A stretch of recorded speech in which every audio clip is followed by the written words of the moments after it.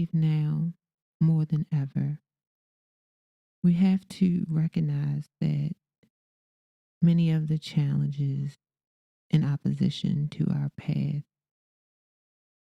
really has less to do with other people and it has more to do with how we process information. In this discussion, we touch upon a lot of the different stimuli and bogeys and toxic energy that we encounter on a daily basis.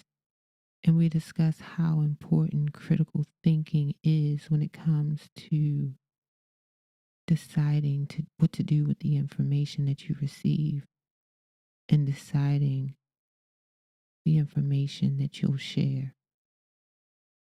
So I want to thank you for joining me on the Free Radical University podcast. And I hope you find this discussion enjoyable and enriching. Yeah, so, I know that critical thinking was something that was always taught to me, like from a young age. Right. Well, you connected to freedom? Well, so this is the thing. Like most people would think like being free, or I guess I should say thinking critically about freedom would be an analysis of how people's freedoms are infringed upon. So, like any industry So, like, order that for won't let it the little to, man get in. in order for it to infringe, Mm-hmm. or if you want it to infringe, you kind of like think about it from the aspect of, like, I think first of all, you got to say, well, should I allow this to have influence on me? Mm-hmm. So, like, when I look at a lot of the trends and stuff like that go on, Mm-hmm. it's like it only becomes popular because we make it popular. Mm-hmm. But like, and that's for anything. You know what I mean? Like, if you give it no life, pretty much dies. But it's a lot of things that people today, like social media is just, it really, if especially if you are not careful about what you and what you watch, what you give energy to. Like today I watched this video of this couple and like the caption was like married 50 years and they hate and love each other. And this video, oh my God, like the way that they talked to each other was just so horrendous. It wasn't even just like the dozens, it was like pure disrespect. And all the people in the comments was like, that's love. And if you think that that's offensive, then you can't come to my family cookout. And that's how my grandparents was. And yeah, they beef with each other. But if you mess with one of them, they'll link up and attack you. But my thing is, it's like if you embrace that kind of energy, right? How you don't think that you give off some of that? Like if you think that's okay. Now, going back to bringing it back to freedom, those people are free to be together. So I'm sitting back here like, dang, she need to leave him. He need to leave her. Like in my mind, I'm like, yeah, y'all talk about like, well, why don't couples stay together? But what y'all don't know is Granny probably had some juju on him and really didn't even care if he came home as long as he paid the bills. Yeah. so that anger or whatever, that energy you felt from her, that was real, but they was locked in. So maybe they don't feel like they're free. Freedom is funny because, like you said, it starts in your head. You have to know you own it. Another thing is how was love modeled to them? Yeah, that generation. See, like, very stern. If it's all about just the bills and not like real connection, raising kids and bills. Yeah. So it's like that's kind of like just routine. But dad definitely went somewhere else for affection. It's no way that you can treat a man that way or vice versa. And I mean, when I say they went in on each other, it wasn't just, your nappy head or something like that. It was no, it was woo. So he ain't nobody living with nobody for 50 years and not not wanting softness or not wanting softness. Men can be soft too. So yeah, not wanting softness. Uh, you know, I just sit here and I look at it like that's generations of people sitting here saying, well, you don't understand this, then don't come to this, don't come to that. So I have to come into a toxic environment that doesn't demonstrate love. You telling me that's what love is? Ain't that the hood though? Well, I would just say that that's just a wild mentality. You know what I'm saying? Like the mindset to sit here and say that's acceptable. I know, but I also think that with my era, women are like super independent, or at least they had the option to become independent and get an education and find a job and a structure that will allow them to ascend, get higher and higher promotions and promotion. And so a lot of women in my generation probably would not stay in that dynamic for 50 years, or something would have happened that would have broke that up. Look, I would say at some point in time that has to be broken up because then it's going to keep on being passed down as okay. But the other kicker was that there were people in the car because clearly someone was recording this exchange and they were laughing. And so for me, I guess, I've been accused of being extra or looking too deeply into everything, but because I know that we're all connected. I don't care what people think. Like even me as a person who, you know, preaches from the mountaintops in and out of it, we still are around people. We still are interacting with people. I guess I'm just very focused on filtering out things that make me feel weird. And I think that's where critical thinking comes from. It's like when I look at social media, it's just a huge playground. So like, but let's look at the person with the camera for a second.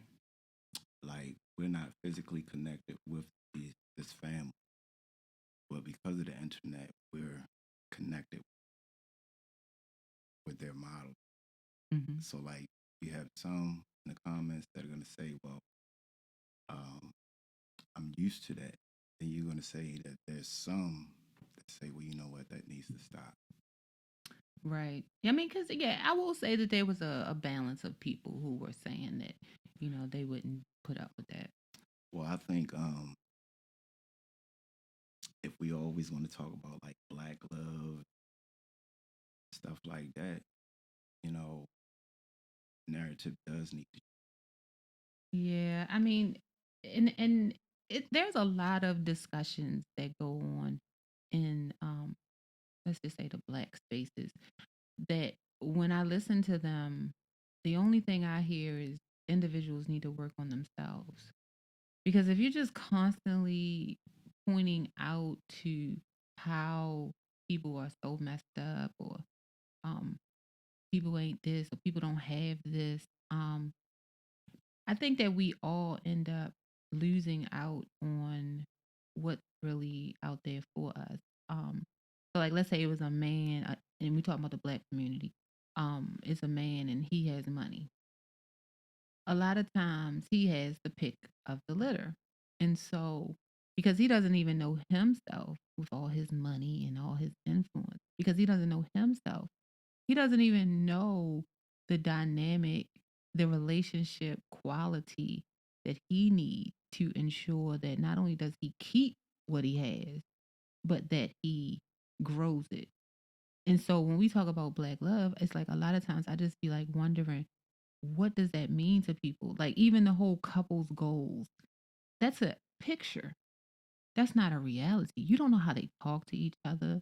You don't know how they um, prepare for the future. You don't know if one of them is actually carrying all the weight. Like you really know nothing. And so when it comes to like black love and discussions like that, I really only like the people that really talk about working on yourself. So it's like even with like Kevin Samuels, it was never, in my opinion, what he was saying. It was his lack of tact. And some people, even speaking on the energy that we're talking about, just that violent energy, it's like people are just so desensitized to how voices, how words can be violent. They can be traumatizing. And so it's like people now like to just, oh, you feel triggered, as if that's like a thing to play around with. And I think there's a lot of triggering that goes on when it comes to black love. And like I'm glad you used the word trigger. Like in most experiences that we have with people, if you spend a little bit of time with them, you know the things that are triggering. Now, just to go back for a second, when we were talking about like who carries what in the relationship and who has to, um, pretty much like there was a term back in the day, cheaper to people. So if you fast forward to like what you were sitting here saying about maybe the modern day man that has a little bit more in his pick of the litter, um, sometimes like a man's value is going to be behind the critical thinking that he uses and the woman that he chooses. So, with that being said, you remember earlier we were talking about a guy that hit the lotto for like 500 million. His choices became more with that money. Now, if he was a sheltered man and he all of a sudden became um, kind of exposed to certain things that he wasn't privy to before that, if you don't use critical thinking for that, that could destroy you. Like, I'm not saying that's his case, but it's like just because you have money, money's only going to make you more of what you already are. So if you're poor with money, you're not going to have it too long. So, and if your character is bad, your character is going to get worse. So, Exactly, because money in itself is an energy.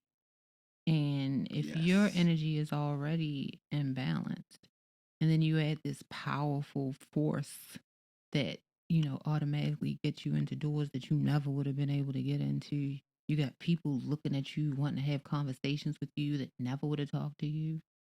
Um, you could potentially get used.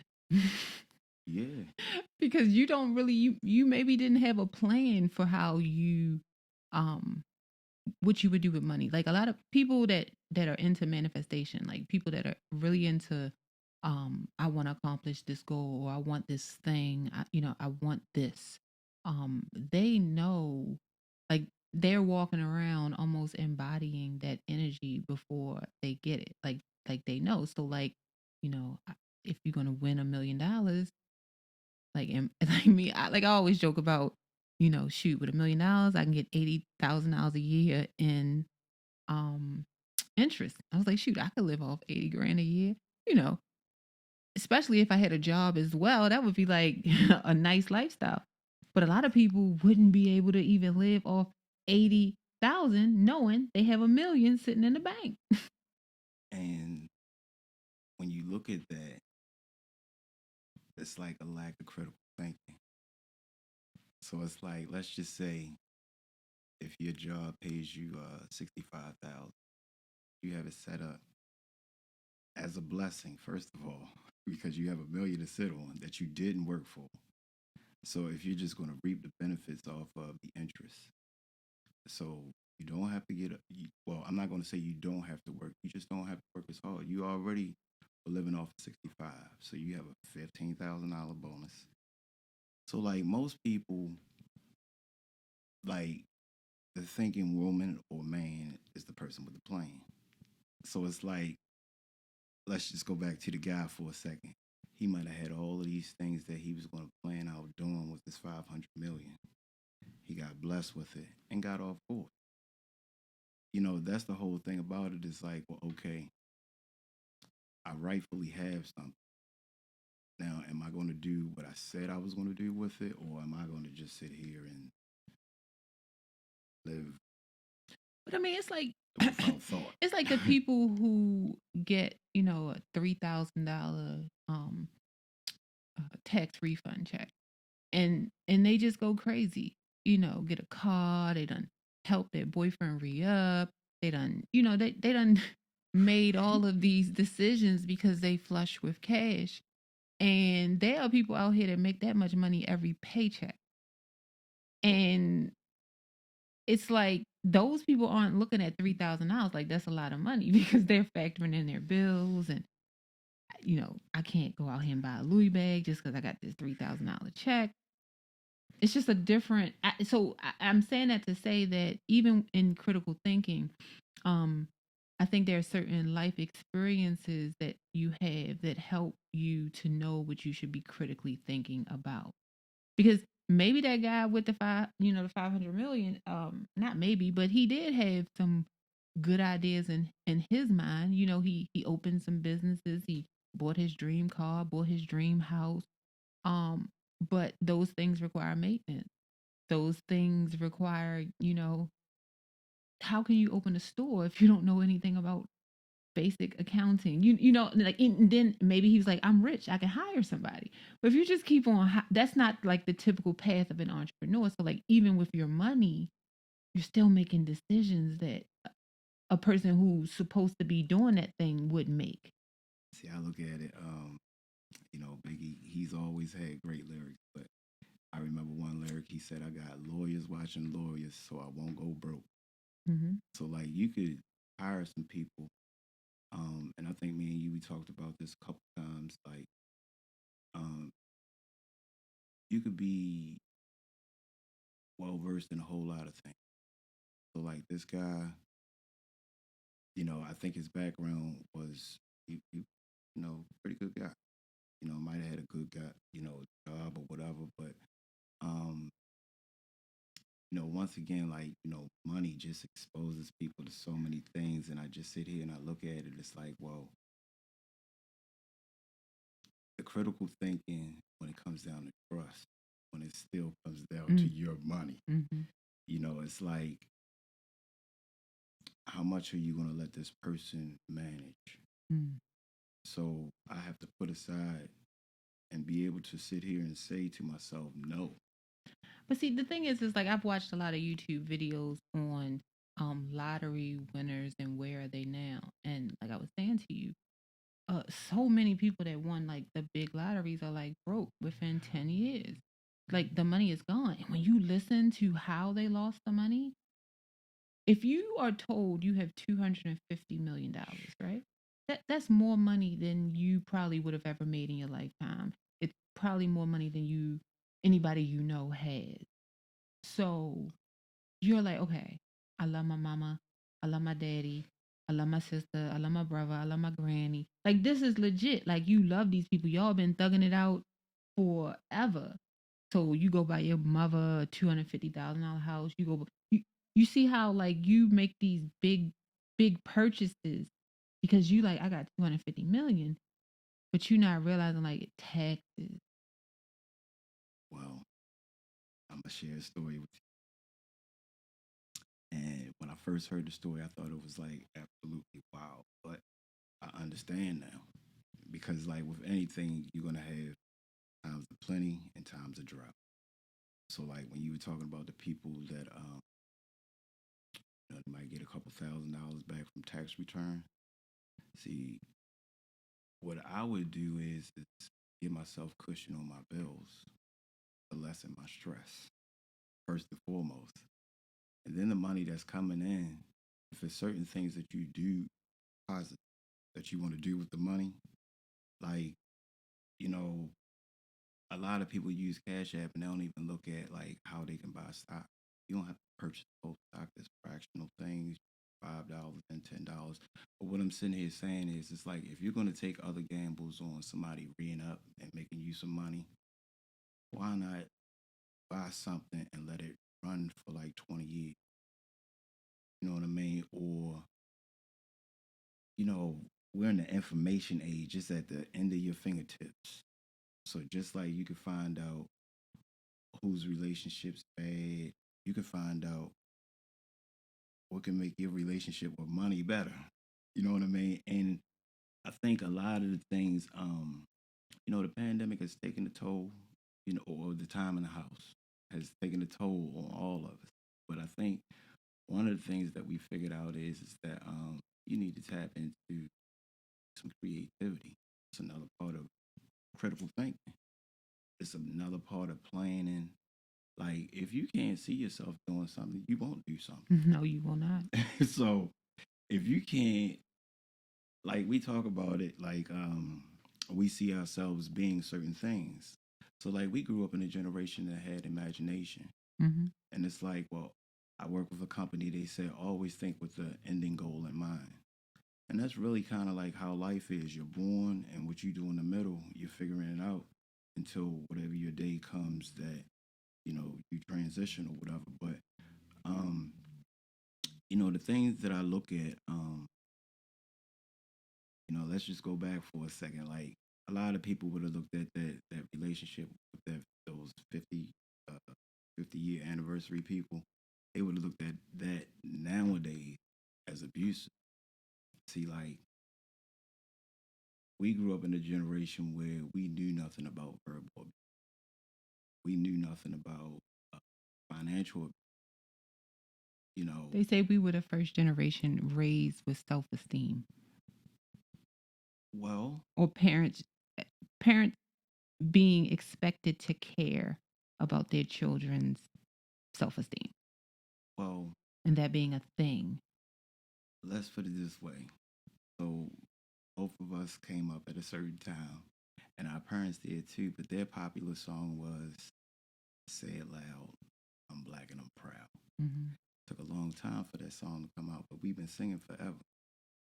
Now there are other, but I'm talking about like the mainstream, not something that's like maybe coming from the church house. Talking about something where the masses, you know what I mean? So like when you look at entertainment and stuff like that, like embracing um just who we are. But I will say though that embrace definitely, it- critical thinking. That's when it kind of started going out the window. Well, not in Black when Say It Loud. Black, I'm Black and I'm Proud was a song, but over the years, the music has gotten less meaningful. But, um, Even knowing the live of the musicians that you like, I think in a way, like I don't know, did people know that Ike and Tina Turner were, fighting? It's like now we look at it like we know if a couple's fighting because she gonna go on social media and post a picture. And so now we gotta figure out, do I still like this person? so like, you know, we know we can't escape it in social media. So that's why I sit here and say, well, I just recognize it already off the top that it's the playground. Well, I mean, this is what I truly believe that, like I always say, this is a school, this is a game. Not that it's play, but a game in the sense of it's a competition. There are rules. There will be a winner, and so with that in mind, I see a lot of people, I see a lot of situations as bogeys.